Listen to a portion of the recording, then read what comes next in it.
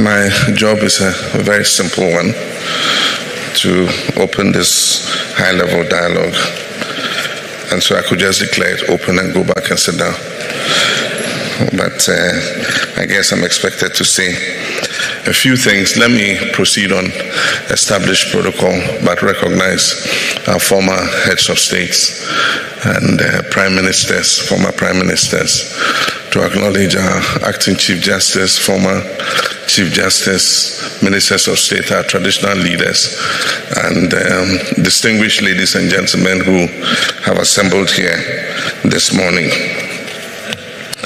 It's with profound honor and heartfelt warmth that I welcome you all to Accra, the historic capital of Ghana, the cradle of Africa's independence struggle, and the spiritual home of Pan-Africanism.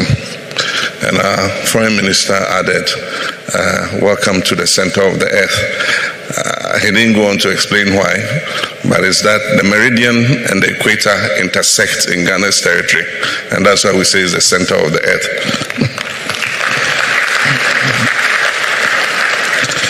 We're very privileged to host the 13th high-level dialogue on democracy and human rights, governance, peace, and security, an essential forum at a defining moment in Africa's development trajectory.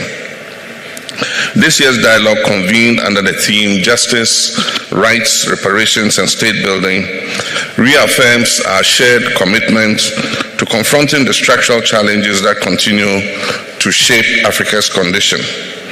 It reflects our collective will to advance democracy, uphold human rights, strengthen governance, and ensure peace and security for the people of our continent.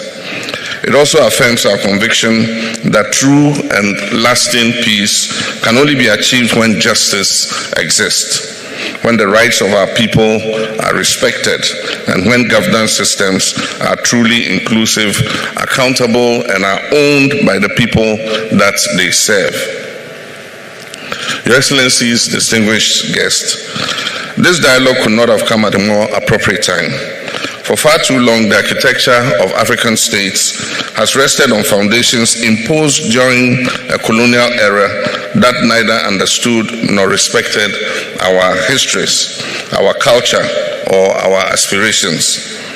The enduring legacies of slavery, colonial exploitation, systemic racism, and economic subjugation are still visible today in the arbitrary borders that divide our peoples, in the financial hardships imposed by unjust global systems, and in the fragile governance systems, institutions that we are still struggling to strengthen.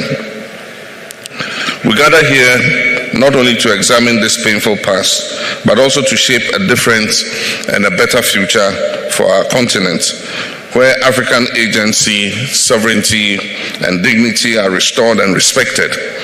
A future where state building is informed by our context, shaped by our people, and owned by our African communities.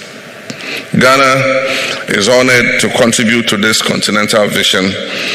From the bold Pan-African ideals of Osagyefo Dr. Kwame Nkrumah, our first president, to our current engagement on reparative justice and democratic consolidation, Ghana has always stood at the forefront of the struggle for African dignity, unity, and self-determination.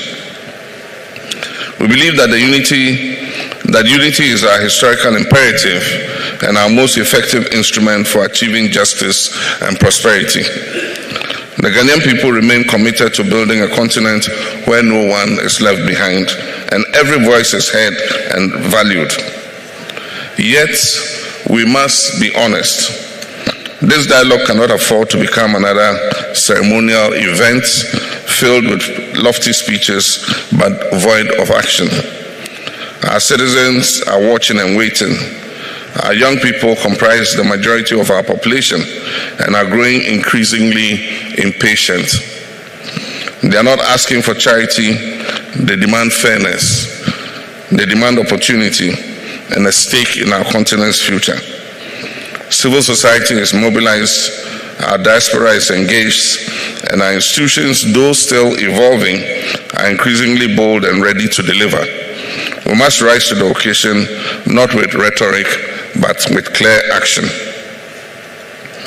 In that spirit, allow me to place before you two urgent recommendations.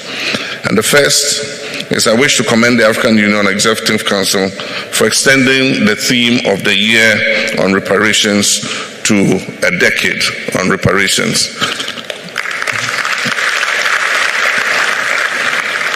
And so from 2026 to 2036 has been declared as the decade of reparations by the African Union.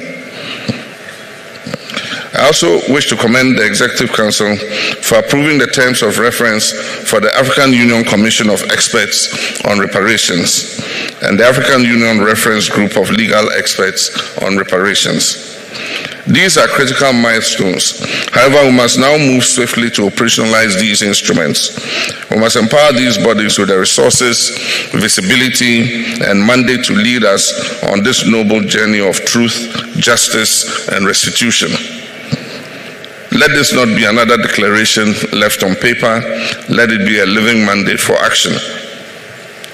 Secondly, I urge this dialogue to take a firm stand on the need for legally binding frameworks across all member states to safeguard our civic space. We must protect the right to organize, to protest, and participate. We must preserve the freedom of the press, the voices of the youth and our women and marginalized groups must be heard and protected. Democracy cannot thrive in the presence of fear or repression. The legitimacy of our governments depend on the inclusion of all our people. Governments must exist for all our people and not just a few.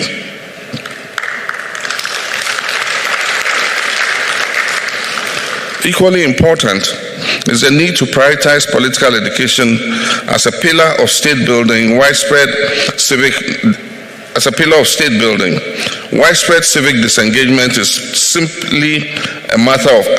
not simply a matter of apathy. It is often the result of exclusion, mistrust, and systemic failure. And therefore, we must integrate political and civic education into our school curriculum. We must encourage public engagement through national dialogues and community platforms. And we must ensure that our democratic institutions speak a language our citizens understand and trust. Democracy must be more institutional. It must not be just institutional, it must be relational. It must be rooted in the daily lives, experiences, and expectations of our people. This dialogue must be remembered as a meeting of minds and a moment of continental reawakening. We must boldly pursue justice for our past, present, and future generations. Justice must inform the institutions we create, the policies we enact, and the leadership that we embody. This is not a romantic notion. It is a practical and achievable goal if we are united, determined, and courageous to pursue it. And so let us make this dialogue count. Let us not merely reflect, but let us act, let us speak of Africa's potential and realize it in our lifetime. On this note, it is with deep conviction and hope for our collective future that I have the honor and privilege of declaring that 13th High-Level Dialogue on Human Rights, Democracy, and Governance officially opened.